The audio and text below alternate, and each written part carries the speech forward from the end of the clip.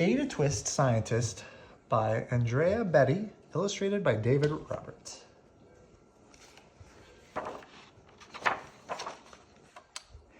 Ada Marie, said not a word till the day she turned 3.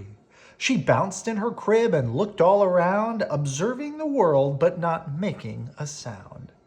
She learned how to climb and made her big break with a trail of chaos left in her wake.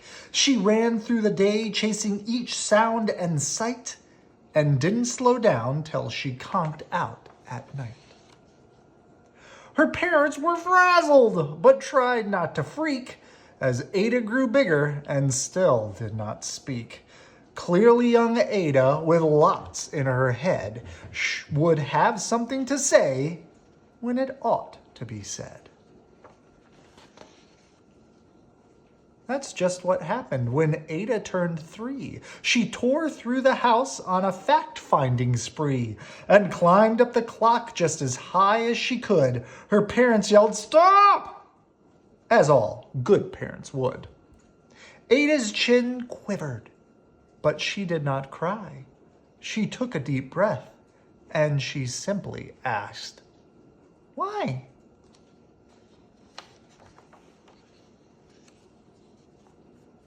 Why does it tick and why does it talk? Why don't we call it a granddaughter clock?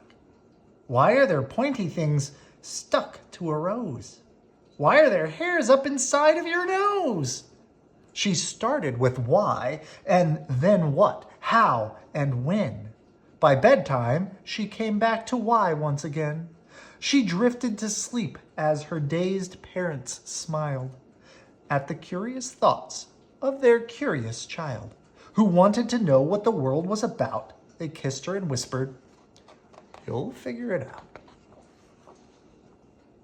Her parents kept up with their high-flying kid, whose questions and chaos both grew as she did. And these are a bunch of questions she asked, like, why does it? How? How does it? How soon is now? And these are a bunch of the planets. You've got Mercury and Venus, Earth, Mars, Jupiter, Saturn, Uranus, Neptune.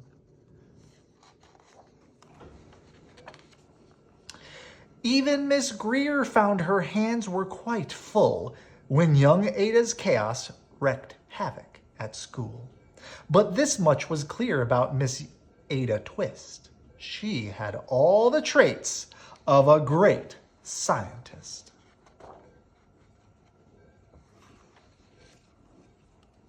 Ada was busy that first day of spring testing the sounds that make mockingbirds sing when a horrible stench whacked her right in the nose, a pungent aroma that curled up her toes.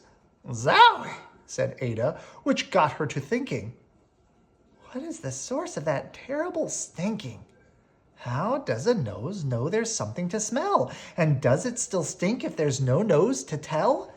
She rattled off questions and tapped on her chin. She'd started at the start where she ought to begin. A mystery, a riddle, a puzzle, a quest.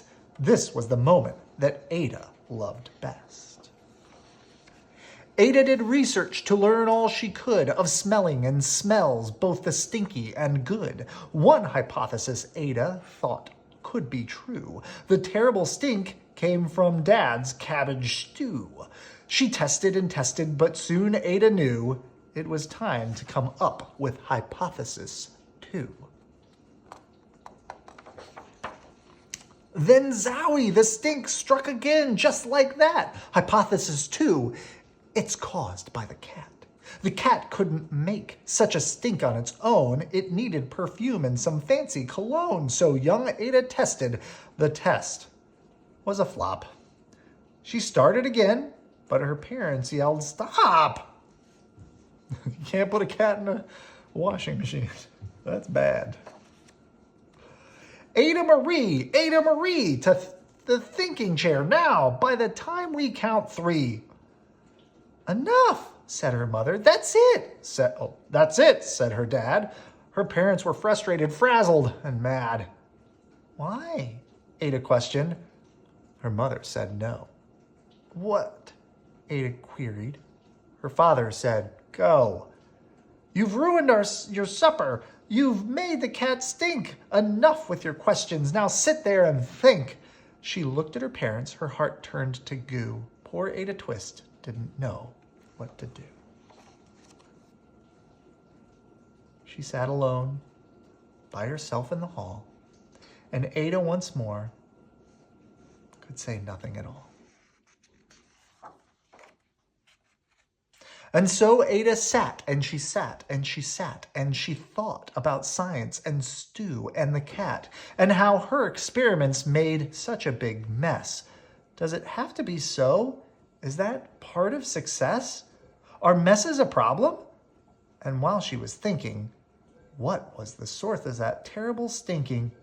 Ada Marie did what scientists do. She asked a small question, and then she asked two.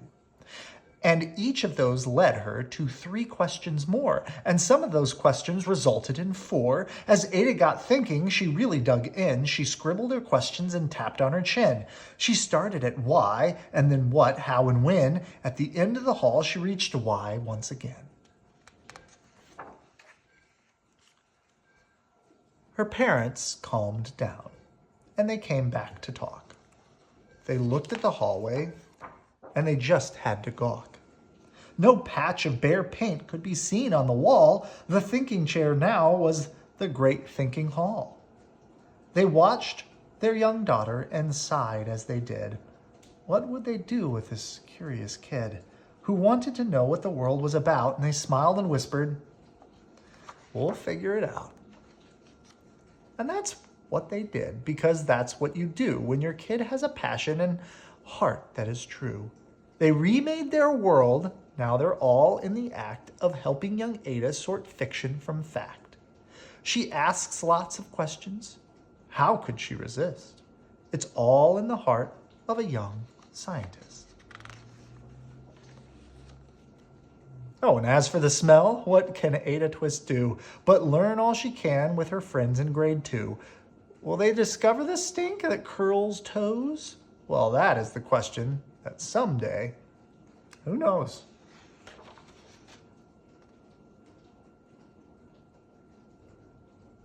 This is a note from the author I'd like to read. Women have been scientists for as long as there has been science. They've asked questions and looked for answers to the secrets of the universe, of soils and stars, stalactites and seahorses, glaciers and gravity, brains and black holes, of everything. Ada Marie Twist is named for 2 of the many women whose curiosity and passion led them to make great discoveries.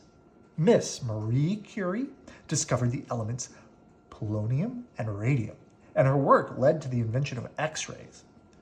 Ada Lovelace was a mathematician and the very first computer programmer. That's pretty cool. Good night. I love you.